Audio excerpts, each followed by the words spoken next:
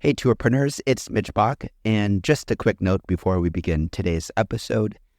Tourpreneur is currently sponsored by Google. We're thankful for their support of our community, and we are offering with them a completely free course helping you unlock the power and potential of Google's Things to Do program, which is specifically helping tour operators add their tours to Google in new ways that gives you new exposure and more direct bookings.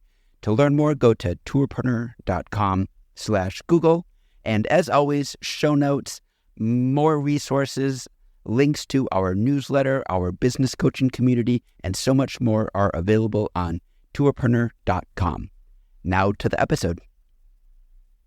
The magic with Arival for me has been meeting and connecting people and having that time and space where you can do that and you can have a coffee and chat and you can realize that you're not alone in the world and the problems you have, they also have or they had, and they can give you solutions.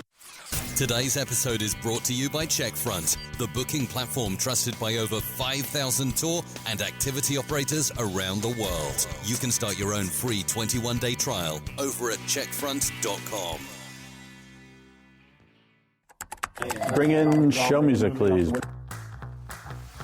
Welcome to the Tourpreneur podcast. Travel industry veteran Shane Whaley will take you on a journey with fellow tourpreneurs, sharing their tips, ideas, insights, and success stories to inspire you to make your tour business the best it can be. And now, please welcome your host, Shane.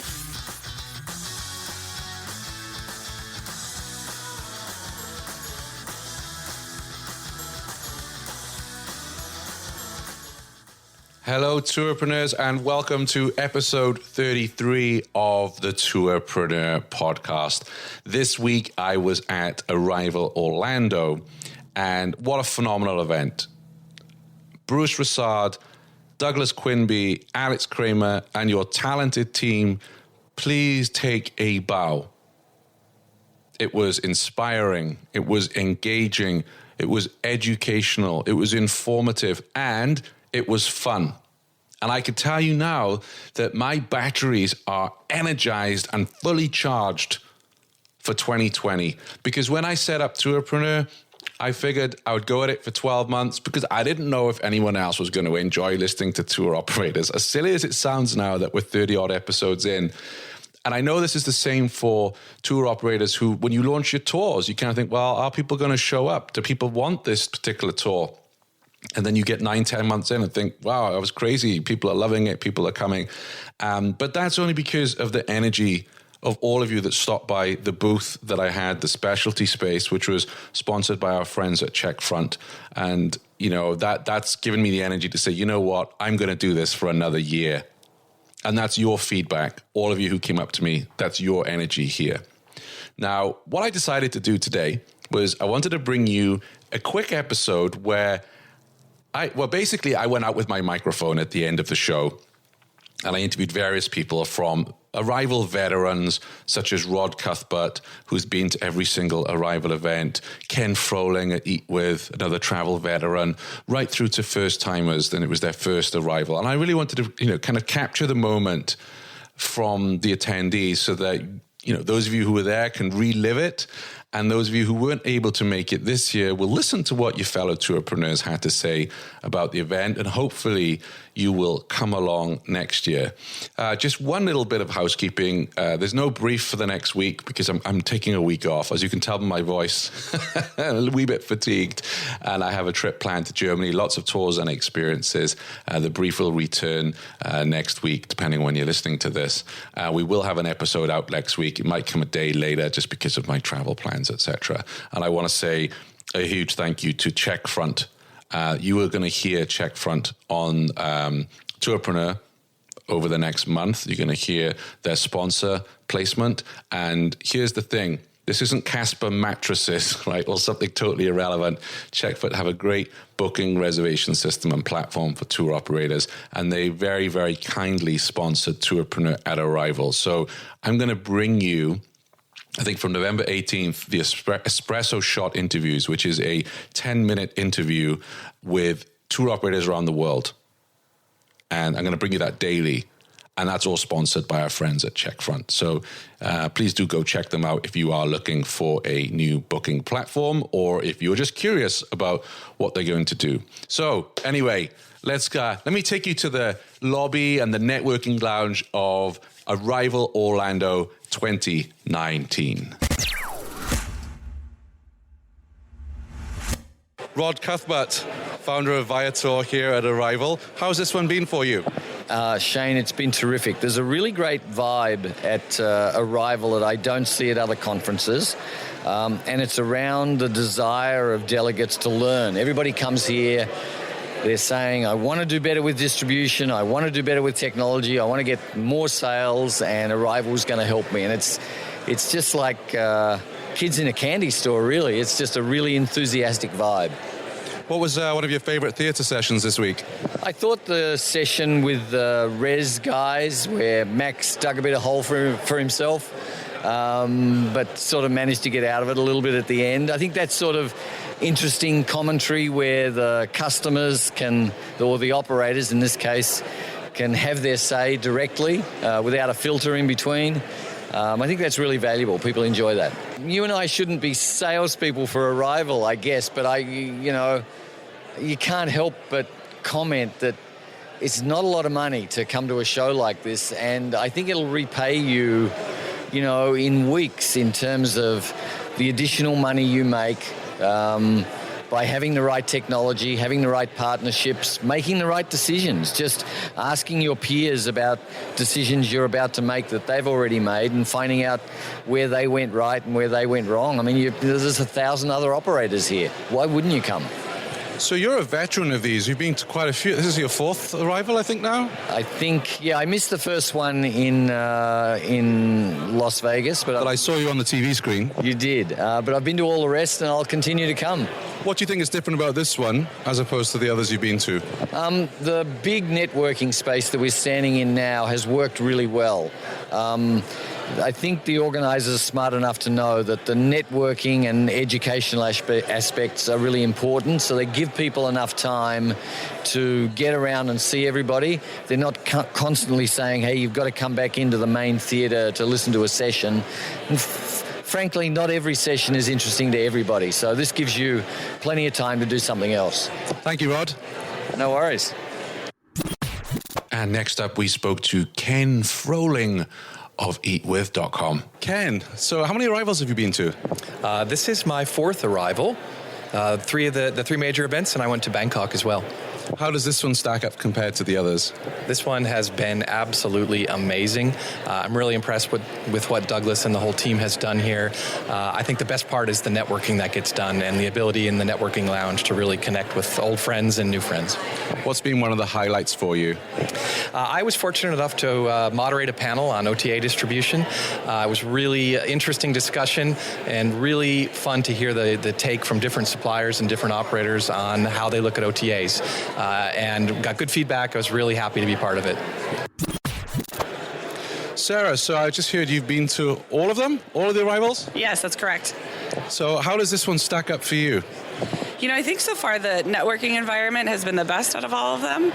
I think some of the breakout sessions maybe could be a little refreshed because they've been done several times, but I think this has been great attendance, the most traffic we've ever seen. It's been really good.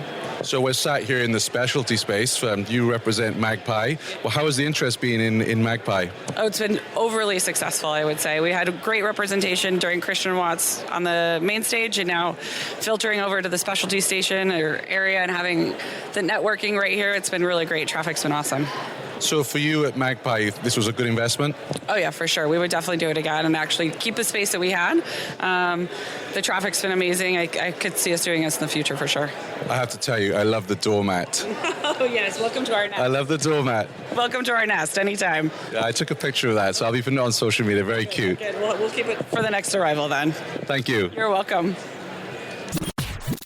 And next up, we spoke to Tony Khan, Managing Director at Urban Adventures. Tony, how many Arivals have you been to? This is my second one. Went to the first one, skipped one, and back again. Fantastic. And how does this one stack up to the others you've been to? It's just going from strength to strength, and I've been in business 10 years, and you'd think we've got most of it sorted by now, but we've signed 4 new distribution agreements since we've been here, and in terms of effectiveness, you can't do much better than that out of a show. What's been the highlight for you? Look, just the ability to get so many of people from our industry in the one place at the one time. It's existing relationships, it's new relationships, it's the ability to engage with new tech and hear from the people who are building that tech what it's going to do for our industry and how we can work with that. It's just amazing. There was a big discussion on Twitter this week that blew up about whether tours, experiences and activities are the best part of travel. What say you, Tony? Well, I don't know. Who would disagree with that? No, let's all sit in an aeroplane. That's good fun. No, of course, it's the best part of travel. That's why we're in it. Thank you. Safe trip home. Thanks, buddy. And next up, we spoke with Fernando Ledesma, the founder of Six Thrills in Granada, Spain. It still is a very good experience. My mind is going to blow of the information, and I feel like going now and work and stay in the hotel for 4 or 5 hours trying to catch up with everything I learned just this morning. What's been your biggest learning? What's been the biggest thing that when you go back home to Spain that you're going to implement? Many things. Pricing, how to handle pricing is very interesting. And then also the experience of other tour operators and see that we are not reaching there, but we are very close. We are not far away from the top tour operators. Did you go to any of the theatre sessions? Yes, most of them. Yeah. What was your favourite? Well, I would say Musement, for example, when they explain. But I get to know that which are the strategies that most of the biggest companies are taking place. And it's interesting how they're working, how they are aligned, trying to do the same thing. And they give you like a direction where the market is going. It's very interesting. Zakia, how many arrivals have you been to? This is my first event ever, so it's a pretty exciting time for a newbie like myself. And you say newbie, but I understand that you gave a very excellent talk here. Yes, I was speaking on Tuesday morning about my company and how we employ people differently and all the things that we do. So I was glad it was one of the first sessions as opposed to be one of the last ones, because then I was able to meet people and connect. And I understand it went really well. A lot of people have approached me and asked me a million other questions, and it's enabled great conversations to happen, which is what I wanted. So I'm really delighted. I had a lot of people stop by the Tourpreneur studio saying, you have to get Zakia on the show. We want to hear the full story. Yes, I would love to go on the show, and it's great that people want to know more, that they become champions of what we do by kind of saying, have you thought about having them on the show, or referring to anyone else. And that's what I love so much about events like this, is that you create this community and then people go and promote what you do, and we do the same back home and everything, so that's great. What do you think has been your biggest takeaway from attending Arival Orlando? There's been a lot of different things. I think the magic with Arival for me has been meeting and connecting people and having that time and space where you can do that and you can have a coffee and chat, and you can realize that you're not alone in the world, and the problems you have they also have, or they had, and they can give you solutions. A lot of the workshops and sessions were good, really great for us. Some kind of made me realize we're not we actually know a lot of things, and we do a lot of things that we should be doing. So it was kind of like comforting to know, I was right in investing in this or doing this. It was really good, and it kind of reinforced me, especially in saying we are professional and we are doing the right thing. So as an industry thing, it was really great. And the same with the conversations, kind of realizing that we are in that space, and especially for Invisible Cities, because we are a social enterprise. So the same happens on the social side in the kind of different model that we use. So sometimes I feel like maybe we are too social, maybe we are too travel, and it kind of reinforced our space. So that was really great. But the most important thing is the connection you make with other people. I think the magic happens around a drink at nighttime, or at breakfast when we chat, or, around a coffee. And now I feel like I have to take those connections home and work and, kind of expand that magic. What do you think you'll do differently when you get back home? I think I will look into some of the things we spoke about deeper, because you get caught up in your day-to-day and you think, I can't do anything more. But chatting to a lot of people, actually, I realize I don't have to reinvent the wheel every time, so I can follow that advice and apply it and maybe be more conscious and more apply myself better to certain things I've talked about or seen at workshops here. And yeah, I think I definitely apply to come next year or to another Arival event, because it's been great. Fantastic. Thank you. Thank you so much. And we're going to host you on the show soon. Yes, I'm really looking forward to that. So perfect. What can you do with your reservation software? Take online bookings and payment, manage your inventory, automate processes, and view reports and insights? Yeah, of course. But can you also send digital waivers, build a stunning website, and get help around the clock? What about optimize your booking channels, diversify your distribution, use your favorite tools, and choose your pricing model? With Checkfront, you can. One booking platform, limitless possibilities. Find out more at checkfront.com. Chris Atkin, CEO of Resli. How are you? I'm very well, thanks. Yourself, Shane? I'm great. It's been a fantastic week. I want to know what you think about Arival. This is your fourth one, isn't it? Yeah, I've been to all the Arivals. We were talking earlier about we should start gathering that group together to celebrate. But no, it's been fantastic. It's great to see the event grow. And I think it's playing a fantastic role in just enabling people to get together and talk about how we can take this great industry further forward. What's been your biggest takeaway? What I've liked, I guess from a slightly selfish perspective, is just having that debate about how to choose the right software, how to use technology to help you to grow your business. And not just the technicalities of it, but also the commercials of it, pricing plans, approaches, etc., etc. So that's probably been a highlight for me. Yeah. Is there anything you're going to do differently when you get back to the office after WTM and all your travels? But anything you're going to do differently as a result of attending Arival Orlando? I have so many conversations here, and you learn so much about what competitors are doing, learning about what suppliers need, what OTAs need. You kind of need to go back and just stop for a moment and just reassess everything you're doing and try and discover a little bit more, follow up on some of those conversations, and sort the wheat from the chaff, if you will, so that when we go back and build our product roadmaps, we're building something that's going to help make a really big impact as quickly as possible for both the supply side and the demand side, because we're servicing both. Will we see you at Berlin Arival? Absolutely, you will. Fantastic, thank you. No problems. Have a good day. Leslie, how many Arivals have you been to? This is the first one. Woohoo! What do you think of it? It's phenomenal, absolutely phenomenal.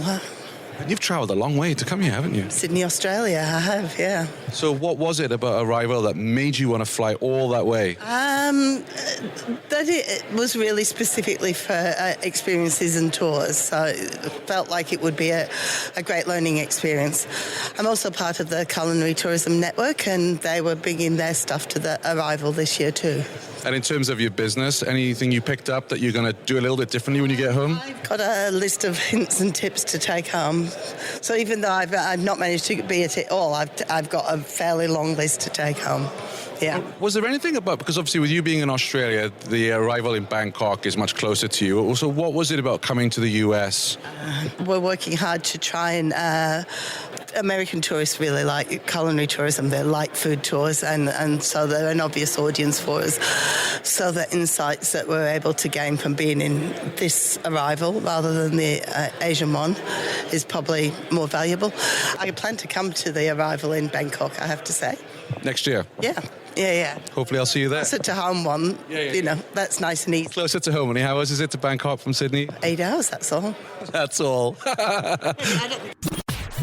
And next up, we spoke to Alan Rust, the founder of American Tour Company, who I introduced to people at Arival as Mr. Episode 8, because many of you will have heard him on the 8th episode of the show. Alan, first time at Arival. How was it for you? It was a great experience. I got a chance to learn a lot from important people in the company, got to connect with peers and learn about their success stories and their troubles. And so I think that's been the best part of the whole time. What about the theatre sessions? What stands out for you? There was some seriously honest discussions and questions that Douglas presented to people. So it was good to kind of hear the corporate reactions. And what's been your biggest takeaway, your biggest learning as you head back to Nebraska? What maybe you're going to do a little differently having attended Arival this week? I think there's some things we can do to update our tours and how they're laid out, and some things that the tour hosts can do differently. That's definitely some notes I have to work on. And I understand you met with quite a few res systems, booking platform companies. How was that experience for you as someone who's at a first-time arrival and, looking at all the technology that's out there? It was great to get to talk to people face-to-face, and instead of just doing like a web chat, to try to really get down to the specific needs of what we need for our company. So I think it was great to be able to talk to them in person. There was a discussion earlier this week about, is tours and activities the best part of travel? What say you? Absolutely the best part of travel. What do you say to some of our listeners who maybe looked at Arrival and thought, bit pricey, time away from the business, time away from family, it's your first time here? What would you say to our listeners who are in that boat? I definitely had the same thoughts even after I booked my ticket, but it was absolutely worth it. There was so much more here than I could have even consumed. So it was definitely worth the trip, and just getting to meet the people is the best part of the Arrival. Paul, Tours by Locals. How has Arrival been for you this week? Well, it's been a very exciting 4 days. We've met a lot of interesting people, learned some things, got some good ideas, and now we're back to make it happen. Unlike you, who's taking a holiday. You read the brief. Yes, I read it every morning. So fantastic. What do you think you're going to do differently when you get back to the office as a result of attending Arrival this week? I think we really have to step up our game. It gives you a real appreciation for the competitive landscape out there, and there's a lot of people that are out to eat your lunch, and we have to be constantly improving. There was discussion earlier this week about tours, activities, experiences being the best part of travel. Is that something you agree with? Absolutely. How could you say? Nobody goes to Barcelona because they love sitting in a 17-inch wide chair for 10 hours. A hotel room, when you turn out the light, the Four Seasons is the same as Motel 6. They go over there for the experiences, and that's what we provide. Richard is another first-timer here at the Arrival event in Orlando. What did you think, sir? Oh, it's unbelievable. I was really looking forward to it. I booked in February already, and was so excited all summer long with all my tours and everything, and I couldn't wait to get down here to do network. And, as much anticipation as I had no idea of what was going to happen. It's been amazing. I've been exhausted every day, but man, I just can't get enough. Networking capability has been beyond anything I comprehended. What's been your biggest takeaway? Oh, man, it's really hard to narrow it down. Anything from, this is my third season of running a tour business, and so just starting my own business at 57. Yeah. So, just really getting information and at all angles, from the transportation I'm using to marketing, finding out that my Google Analytics wasn't working on my website, and so that's really been disappointing. But really moving forward from here with the knowledge of going forward and how to do better business. What would your advice be to some of our listeners who didn't make it to Orlando because they look at the costs and time away from the business and they thought, most of our listeners are one-man, one-woman bands. What would your advice or what your suggestions to those listeners be? Well, I'm one man with a van, so I can relate. And what I did was in February, I decided to do it because it was my first year I've been able to do it. So part of that was paying for it early when you have good cash flow. So that's out of the way. Yeah. So my down season is just starting. However, the week that I gave up was the tail end of one of my busiest months of the season. And so our coming to a close, I was really nervous, and I actually had to find somebody to run my business while I'm home or while I'm here. And that's working out great. But I really blocked out a week and a half because I'm doing vacation after this at my brother-in-law's house. Yeah. So it was kind of a both for me, but I already want to sign up for next September for Phoenix. Realizing the same process. I got to pay for it early, and I got to block that week out because it was truly worth it. And I'm excited to where I may be next September, and how is Arrival going to meet my needs then too? And I know it will because I've been here. And you run Amos Tours, yes. So I'm really excited to invite you on the show for our full-length feature episode and find out more about your business. That'd be great. Yeah, we're in Northeast Ohio, so the biggest hidden Amish secret in the world. Yeah, I didn't know that until we just bumped into each other. Yeah, world's largest Amish community. Fantastic. Thank you, and safe trip home. Appreciate it. Shane. Marsha, how many arrivals have you been to? This is my first one. And what do you think of it? It's been great. A lot of really cool people that I've met and a lot of fun meeting them. What's been your biggest learning? Probably just how all of the tour operators work together. I think that a big part of why everyone here is just so everyone can learn how to collaborate with one another. So that's probably my biggest learning. Yeah, and just to add on to that, all the new tech that's emerging in the space and in the industry, how they're all working together and trying to make a difference is also really exciting to be a part of and watch. How important do you think an event like this is for tour operators out there? I think it's great. From what I've heard about WTM and IPW and stuff like that, it's very sales focused. It's a lot of almost like speed dating, you know. And this one, you notice a lot of smaller operators who are coming here to find out ideas. And I think in those bigger conventions, they get lost. And here, it's a community, and everybody seems to be here. I mean, everybody's out for their own personal gain, but there does seem to be a lot of information that flows and opinions, and I think that's good. I think it's good for the small operators.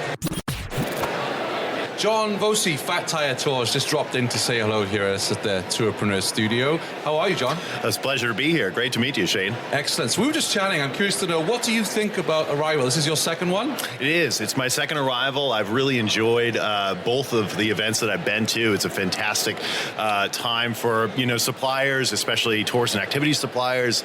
We don't really get this interaction and interfacing with, technology providers, OTAs, et cetera, when we go to some of the bigger conventions. So we definitely find a lot of value in attending. Yeah. What's been your favorite session in the theater? Oh my goodness. We figure the theater is aptly named, sometimes for some of the interactions that happen on stage. Of course, I'm a little biased. We had our president, Jack Lewis, speak yesterday on building the global brand, which is something we've been very proud of. And so we watched that with a lot of fascination and pride. Outside of that, of course, the roundtable that occurred with a number of the reservation software providers. There was Resd, Checkfront, Peak, and of course Everyone's Fair Harbor. Talking about that one. Yeah, that was. There were some fireworks there. It was very, very exciting, but definitely fascinating nonetheless to get the different viewpoints of people that provide ostensibly the same product. You know. What do you think you might do differently when you go back to the office next week, having been to Arrival today? Sure. There's a lot that we do the same when we come back really from any networking event like this. And a lot of it is just sort of following up on the contacts we made here. There's something to be said about meeting people and meeting contacts that you email with and talk on the phone in person, and especially interfacing with new people. We definitely have some new partners and some old ones that we're reconnecting with and working together in a new way. So a lot of that is really just, following up with the people that we've met here. What would you say to any tourpreneurs out there who didn't come this year or they've never been to an Arrival? Because let's be honest, it costs money and time away from the business. What would your message to our listeners be? Well, personally, again, this is really my favorite networking event that we're a part of. I think I gained the most out of it, and I can't recommend it enough. I know I would have found a lot of value when I was just a manager at our Washington, D.C. location for a few years, and I probably would have gained a lot back then had Arrival been around. And so even if you're just running one operation, you don't think you're big enough to be out here networking with what may seem as the big dogs in the industry. I think it's definitely worth it. You'll realize that you're not such a small fish in a big sea. You have a lot of value to the industry and a lot to learn here. And then for us, we're a multi-destination operator, and so we definitely gain a lot from interacting again with new clients, old clients, and learning about new technologies and new trends in the industry. Marvelous. Well, John, FatTireTours.com. Yes, sir. Fantastic. Go check them out, and I'll see you at the next Arrival. Absolutely. I look forward to it. Chris Resdy, CEO of... It's been a long week.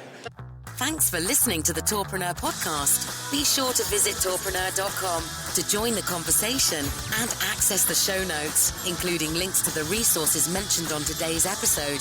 This is Tourpreneur.